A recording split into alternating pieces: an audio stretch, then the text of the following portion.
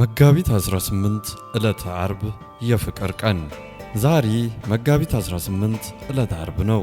በአቡሻርህና በከዋክብት ጥናት መሰረት ይህ ዕለት የፕላኔት ዙህራ ወይም ቬኒስ ነው። ዙህራ የፍቅር፣ የውበት፣ የጥበብና የደስታ ምልክት ተደርጋ ትወሰዳለች። የዛሬው ዕለት መጋቢት 18 ልዩ ትንታኔና መደረግ ያለባቸው ጥንቃቄዎችን በዝርዝር እነግራችኋለሁ።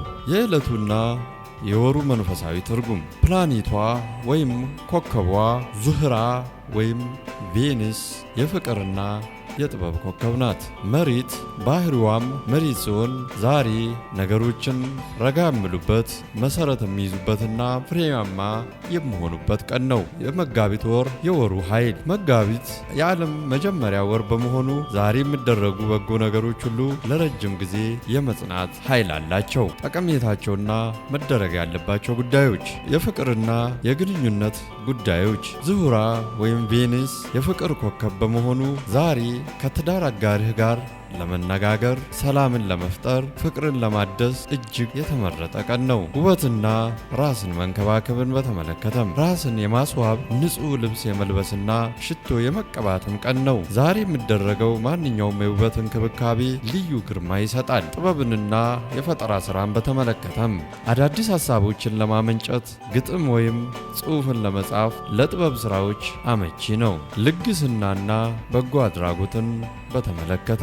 ዛሬ ለሰው ልጅ ርህራሄ የምታሳይበት ቀን በመሆኑ ለተቸገሩ ሰዎች ጥቂት ነገር መስጠት በረከትን ይስባል። ተክሎችን ከመንከባከብ ወይም እጽዋቶችንና ተክሎችን ከመንከባከብ አንጻር የዚህ ወር ባህሪ መሬት በመሆኑ ዛሬ ተክልን መትከል ወይም የአትክልት ቦታን መንከባከብ ለበረከት ነው። መደረግ የሌለባቸውና ጥንቃቄዎች ጭቅጭቅና ክርክር ዛሬ የሰላም ቀን በመሆኑ ወደ ጠብና ክርክር አትግቡ።